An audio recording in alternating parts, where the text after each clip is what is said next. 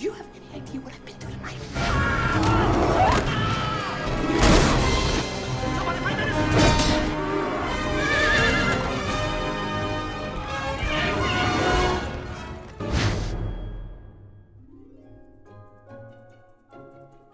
Night at the Museum is really a father-son story at its core. It's about a guy, Ben Stiller, who is bounced around job to job and is waiting for his moment.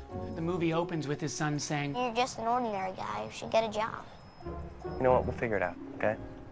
And so Ben's character, Larry Daly, takes what he thinks is the most mundane, ordinary job imaginable,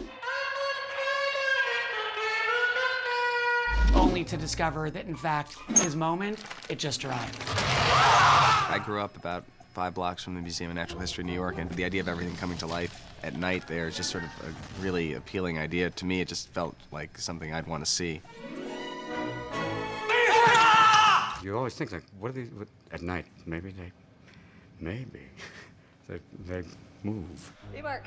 When we were casting this movie, I kind of went at it with the mindset of, let's not get a Robin Williams type. Let's not get an Owen Wilson type. Let's not get a Ben Stiller type. Let's get the real guys. I really targeted the top of the mountain.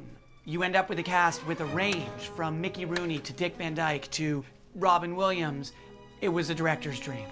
Ben, try one of those awkward kind of beats. Are you checking her out? The nerve! Because, you know, she's very beautiful. From the get-go, it was imperative that the movie be realistic, which is a weird thing to say about a movie in which things come to life. Let the circumstances be kind of fantastic. Let the behavior be real. Ready, and action! Ah! Cecil, it's Larry Daly. How can I help you, Larry? The dinosaur's alive. I mean, that's the thing about Ben. At every turn, he's like, is this believable? Would I say this? Would I do this? Would you? Yeah, I could look after him and then look back at my thing. Yeah. And then, like, I can almost stay on my stomach.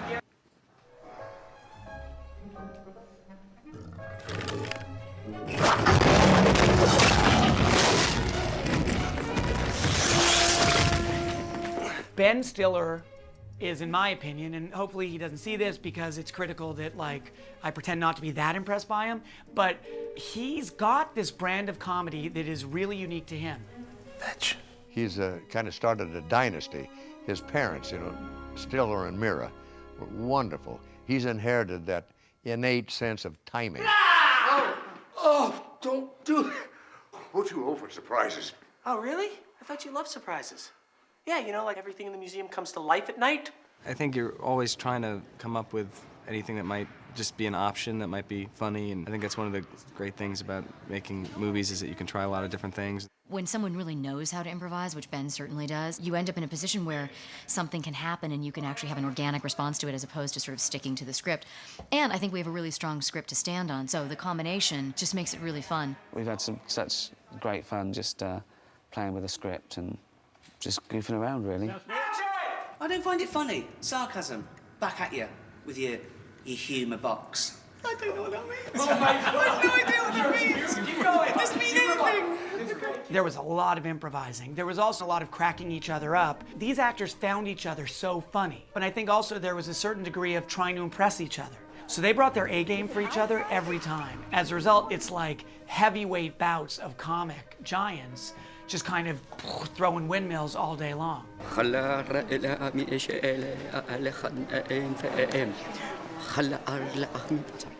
From day one, Teddy Roosevelt had to be Robin Williams. Human progress is measured in footsteps and body lengths. If you can get the inhabitants of this museum to stop fighting, perhaps we wouldn't have to be locked up every night. There's something about Robin where we just knew and he could inhabit this larger-than-life character perfectly. That's true. Teddy Roosevelt did those things. But I'm not Teddy. He's just so perfect for it and was so funny. Getting my bearings, taking a compass reading. I would never check her out. And that quick stream of consciousness he has a difficulty sticking to the script because ideas are popping in his head as he speaks. I think I hear the woolly mammoth. Bye. You're a mime. There's never been anybody like Robin and never will be again. This whole thing for me has been fun because it's like one long Halloween. And I come from San Francisco, and that has a great tradition. He has such a beautiful heart in this character as Teddy. You're worth saving, my dear. Watching him, you forget that that you're not watching Teddy Roosevelt somehow.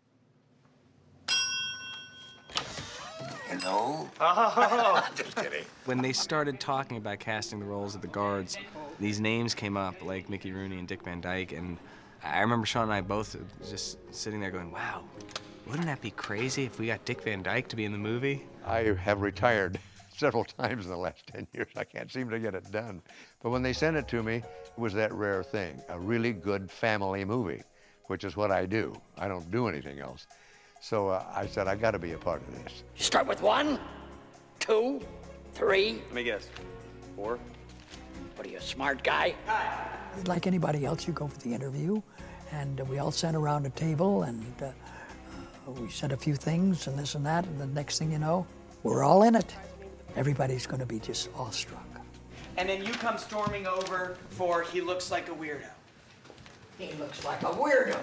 We grew up watching these guys. They taught us all a thing or two about professionalism and, above all, just love of the work. When I was a kid, I loved Laurel and Hardy and Buster Keaton and Harold Lloyd and all those guys.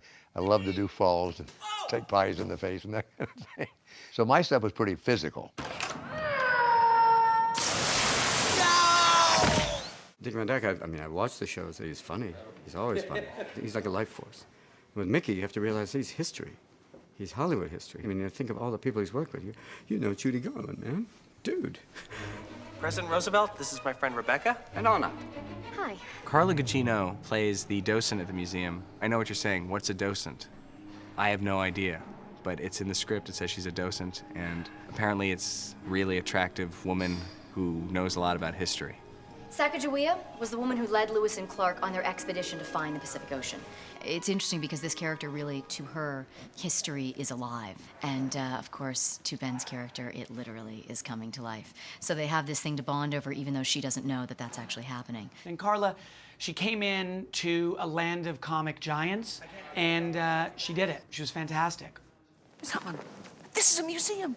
Do you know what museum means? It doesn't mean, ooh, Daddy, it's a big Tyrannosaurus thing. Ricky Gervais, who plays McPhee, who's my boss, Ben and I had a couple of scenes with him together, and literally we could not keep a straight face. I mean, we had to do take after take because either Ben would crack up or I would crack up. Ricky Gervais has a problem. It's impossible to do off camera for him. Yeah. He's too funny. Ask him, he'll tell you he's not a professional actor.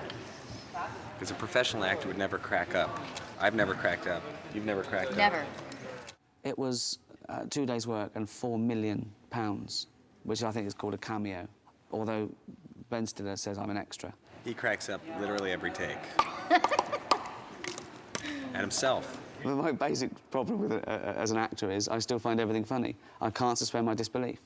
I look around, there's people with cameras and crew, many of them with beards, walking around. I go, well, this isn't real. Maybe save the funny till the turn. You're going to think he's trying not to be funny, but he's still a short, fat man. Annabelle. Yeah! Come on, Archie! At your service, Gigantor. How can we be of assistance, my liege? We had these rolls of Octavius and Jedediah. These are literally 3-inch tall plastic figurines that come to life. You guys got the whole room to run around in. You don't have to be near each other. What, you mean you're gonna let us out? We got Steve Coogan and Owen Wilson. Every scene where they're talking with Ben, they weren't even in the country. But it's not just that, it's that Ben would improvise 15 versions of that conversation. Okay, Octavius, you have to stop. All right, listen, buddy, you gotta stop, okay? Because there's nothing behind the wall. All right? It's just there's cabling, we got wires, it's like 4 feet of concrete. It's a dead end, literally. I mean, you're not going anywhere. Try it one more time. So I had to get appropriate responses from Steve and Owen, and the results are incredible. Those performances are highlights of the movie. Rado, now it's time to let Smith & Wesson do the talking. Those guns aren't even real. Oh, this isn't real. Take a look at this. Don't get me. Ready? And what are you doing? Put me down. Don't manhandle me or I'll shoot you in your eye. Your little captain doesn't scare me. Oh, yeah, well, it should. Yeah, keep shooting. Nothing's gonna happen. Carrie, you just focus on the flag. Thank you. And Matthew, you I want you like really pounding your chest, very King Kong. Sean definitely has, I think, a very clear vision of what's going on and a love for actors. No way! Sean is the most energetic director I've ever worked with, the most energized person I think I've ever met. He's like the Energizer Bunny times 1,000 in terms of his energy. And I mean that in a good way. He has that wonderful youthful exuberance and ambition about this movie. He is so into it and so excited about it. He's young, and he's interpretive, and he's pleasant to work with. In the midst of a special effects movie, it's the hardest thing of all to keep track of characters. And that's what he's been doing, is making sure that everything has a kind of a connection and a base. As outrageous as it is, they still connect. Teddy! Teddy, if you're out there, I need you, pal! I had a ball making this film, and I say that even though it was by far the hardest movie I've made. I think it's the movie of which I'm most proud because we decided going in that we were just gonna get it right. And as a result, what's on this screen is as close to what was in my head as anything I've ever made.